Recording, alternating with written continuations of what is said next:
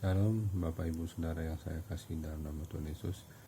Selamat malam. Pada malam hari ini kita akan membahas tentang sikap murah hati Musa terhadap nabi-nabi lain. Sebelumnya kita satu dalam doa. Bapa di surga, terima kasih Tuhan, Kau sungguh baik kami, Kau memimpin kami, memelihara kami, menyertai kami sepanjang hari ini dengan kuasa dan Allah dari Yesus Tuhan. Terima kasih Bapa, terima kasih Tuhan Yesus, terima kasih Roh Kudus. Aku mohon Tuhan, pimpin aku dalam menyampaikan usia hatimu malam hari ini.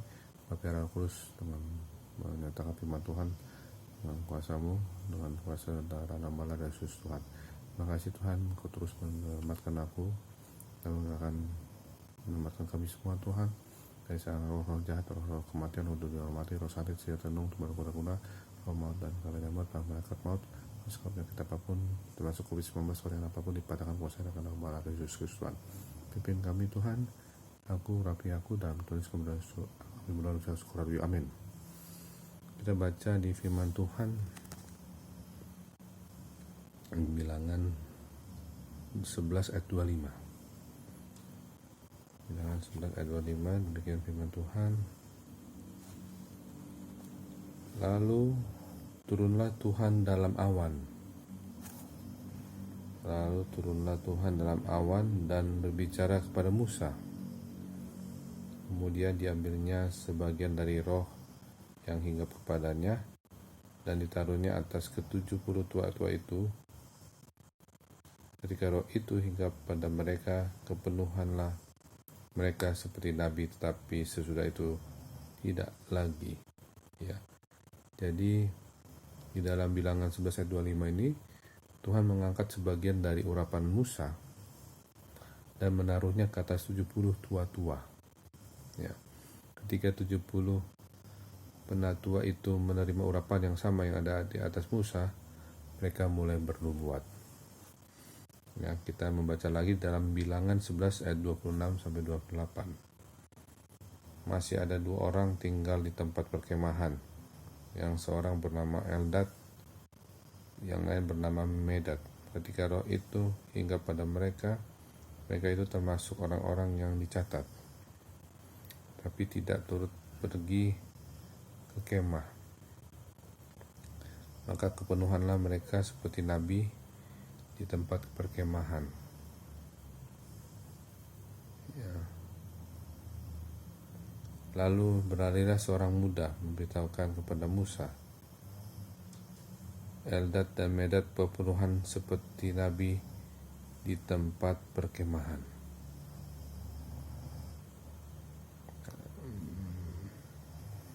Maka menjawablah Yosua bin Nun yang sejak mudanya menjadi abdi Musa, Tuanku Musa, cegahlah mereka. Ya, jadi di sini kita melihat bahwa Yosua kecewa karena Eldad dan Medad bernubuat di dalam perkemahan. Ia memberitahu Musa untuk mencegah mereka bernubuat dengan berkata, engkaulah yang seharusnya bernubuat, bukan mereka. Saya mengenal banyak hamba Tuhan yang memiliki sikap hati yang sama seperti Yosua yang memberitahu jemaat mereka bahwa hanya para hamba Tuhan yang di gereja saja yang dapat bernubuat. Padahal semua manusia jika dihinggapi roh Tuhan bisa bernubuat. Ya, seperti nubuat Nabi Yoel, semua bisa bernubuat, mendapat mimpi, mendapatkan penglihatan. Ya. Sebaliknya Musa bersikap sangat murah hati terhadap mereka, terhadap Eldad dan Medad, dengan berkata di dalam Bilangan 11 ayat 9. Kita baca, tapi Musa berkata kepadanya, apakah engkau begitu giat mendukung diriku? Kalau suruh umat Tuhan menjadi nabi, oleh karena Tuhan memberi rohnya hinggap kepada mereka. Jadi Musa itu sangat-sangat murah hati. Musa ingin agar setiap umat Allah bernubuat di bawah urapan Roh Kudus.